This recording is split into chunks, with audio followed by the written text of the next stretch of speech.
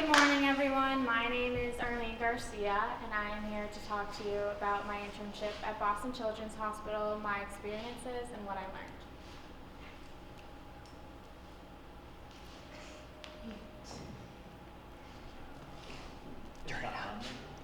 Oh, that's a good idea. I interned, I'm sorry. Right off the top of your head, you can probably think of at least 3 childhood memories that will always stick with you. Whether it was learning to ride a bike, building sandcastles, or simply playing on the playground. I interned in the One Mission Resource Room at Boston Children's Hospital on their 6th floor, which is hematology and oncology, so blood and cancer. One Mission is a pediatric cancer charity that does whatever it takes to get a kid through cancer. One Mission makes living in the hospital less lonely and stressful. They bring joy in a time of fear and uncertainty, and they give the patients and their loved ones the support they need to get through their emotional and financial challenges. I actually got this internship through my cousin who had a brain tumor when she was 8. Although I did not understand what was going on with her at the time, I was fascinated that doctors would be going into her skull, into her brain, and getting the tumor out. I've also always had an interest in the medical field, so when it came time to look for an internship for CAPS, I asked if she would ask her doctors and people she knew at the hospital if there were any internship opportunities, and she did so gladly. My supervisor allowed me to intern in the resource room, which was a great opportunity because usually this internship stands for college students only. At my internship, I was surrounded by kids who you needed to gown up with a full mask and gloves before you could enter their room. I was surrounded by kids whose movement was restricted because they were attached to tubes and wires and machines. I was surrounded by kids who needed to be in a specific part of the hospital with filtered air because their bodies were building new immune systems. Yet every kid I met only cared about the games we were going to play, the crafts we were going to do, and the snacks I had to offer. One Mission was born out of Ari and Ashley Hasiotis, who had a 7-month-old diagnosed with AML, a rare form of leukemia, in 2009. Thankfully today, their son is cancer-free, but they lived at Boston Children's Hospital for 6 months and their lives were turned upside down. During their experience, they identified ways in which a patient's life could be improved, and their experience inspired them to start a foundation that addressed those needs and make life easier for pediatric oncology patients and their loved ones. I got to see firsthand how One Mission works with patients and everything they do to make them happy and comfortable. Every other Tuesday was Taco Tuesday, every Friday was Pizza Party Friday, every other Saturday was Sundays on Saturdays, so ice cream. Every other Sunday was Cinema Sunday, and alternating Saturdays were parent massage. So masseuse would come in and massage parents for 15 minutes so they would have a chance to relax and step out of the whole stressful situation. One patient really liked pigs, so why not dedicate a day to pigs? Another patient really liked unicorns, so we had Unicorn Day, we also had Zoo Day, and the list goes on for what the One Mission Resource Room does to make their patients happy. The resource room carried many programs, and one that really stuck with me was the BEADS program, which stands for Beating Each a Different Story. The BEADS program is a way for patients to track their cancer journey with a collection of beads. So for example, once a patient gets diagnosed, they will receive a diagnosis bead, which is a lighthouse. If a patient receives radiation, they will receive a sun bead. If a patient is losing their hair, they will receive a little smiley bead with a bandana. If they are gaining their hair back, then they will get a pineapple bead. So each bead symbolizes a different clinical event or milestone that a patient has undergone. And it's a way for them to see how far they've come and see everything that they've been through and be proud of that. Patients will choose to do different things with their beads, whether it's hang it from their IV poles, make jewelry out of it, or hang them around their Christmas trees around the holidays. The beads program also carries beads for SIBs because obviously when a patient is diagnosed, the entire family is impacted. So it's a way for the sibling and the patient to still have that thing in common, although they're going through polar opposite experiences.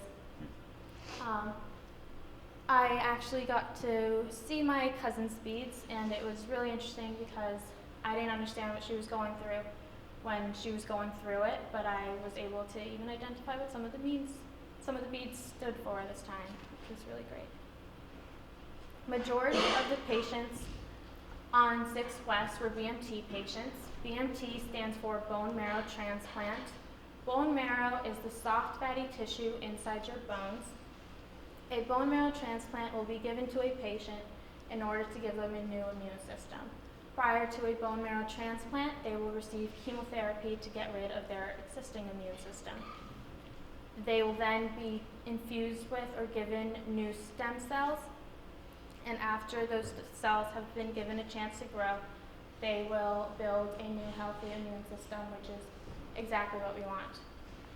As you can imagine, a patient's body going through this is very delicate, vulnerable, and defenseless during this treatment. So everything they do, eat, and drink is monitored very carefully. They cannot take part in Sundays on Saturdays, which is in the resource room with tubs of ice cream and toppings. So instead, I would go into a patient's room and ask what kind of ice cream they would like, and I'll get them, for example, a Klondike bar or those individual cones that no one has touched or has been opened. Majority of the other patients on the floor are AML patients, which stands for acute myeloid leukemia, or ALL patients, which stands for acute lymphoblastic leukemia. At my internship, I got to get really close with patients. I built relationships with them, I built trust with them, and I grew bonds with them. 2 patients who I will always remember is a 3-year-old girl who her diagnosis was very complex, but she was a BMT patient, and a 6-year-old boy who was there for a ML, leukemia, and the 3-year-old girl was someone I spent a lot of time with because mom was always at bedside, so she needed constant breaks in order to stay focused and sane. So during lunchtime, I would go and sit with her, and we would play games and cook in the play kitchen. She was also the first patient I met during my internship, but on the first day, she was kind of shy, didn't really want to interact much, but that changed over time. Once I went into her room to tell her mom something, and as I was leaving, she said that she loved me a lot, which was really special to me because it meant that she knew who I was and she enjoyed this time that we were spending as much as I enjoyed it. This was not the 6-year-old boy, but he was a similar age, and I also like the beads that he has around his neck. But he was someone I spent a lot of time with because his room was right next to the resource room. He was a very busy kid, always looking for something to do, always trying to keep busy. We spent countless hours running down the halls with Nerf guns, playing games, doing arts and crafts, watching videos, so on and so forth. Once we were really busy playing, and it was time for my lunch break. And I was like, okay, I'll be right back, don't worry about it, we'll be back playing in no time. And he was like, well, actually, I'll just come with you, I just need a mask. So we went to ask his parents if he could come and have lunch with me, and they did allow him to. He just needed to have his mask on so that he wasn't breathing the air that everybody else was breathing. And we went down to the hospital cafeteria and had a mini lunch date. He had an apple, and I had a slice of pizza. As a part of my internship, I was required to do a case study on a patient. That meant digging into all aspects of their lives, economically, medically, socially, religiously, so on and so forth. I chose to do mine on the little girl because, as I mentioned, her diagnosis was really complex. She was adopted when she was born. Mom is a single parent. She doesn't really speak in full sentences, but she's really great with doctors. When a doctor comes in, she knows what's expected of her and will just stick her arm out and let them take her blood pressure. Just a really good kiddo. I learned that knowing the details of a patient and knowing a patient personally is important for patient care, because when it comes to medicine, it's not one size fits all, and the better you know your patient, the better you can care for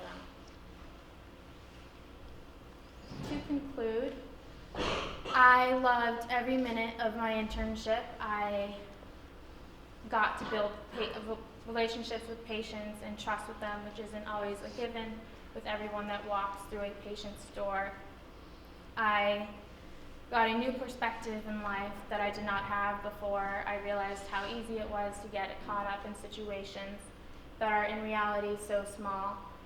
Whether it's, crap, I overslept, so I'm not going to find a parking spot on Hall, or shoot, I really need a free because I didn't finish my homework, or there's a new deadline in Assassins, I'm never going to get this person.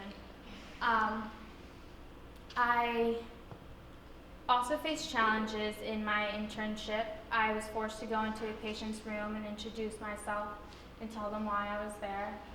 I would also attend weekly rounds every Tuesday afternoon when doctors, psychologists, nurses, child life specialists, and chaplains, who are people who study a specific religion and are there to support a patient if they want it. They all sit at a table and update each other on every single patient. And I got to hear about patients who got to go home and were discharged and were better. I also got to hear about patients who got progressively worse and went up to the ICU and eventually passed away.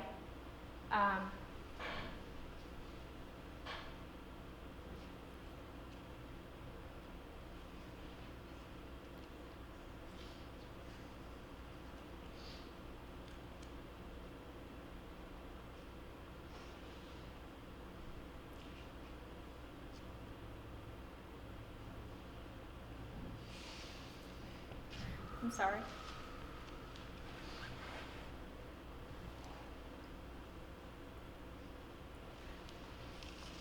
There were two patients in particular who I will always remember. They were best friends and built a really close relationship with each other and their families. One of them got better and got to go home and were discharged, and he felt really guilty because his friend was only getting worse and went up to the ICU where he eventually passed.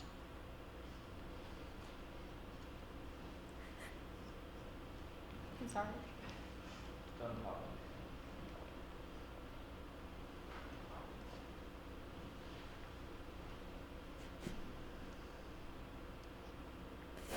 His friend got a bear and named it after his friend, which the chaplain blessed so that he would never lose his bear or be without it. And he prays to his friend every day for support and help so that he can get better and doesn't have to fight this battle anymore.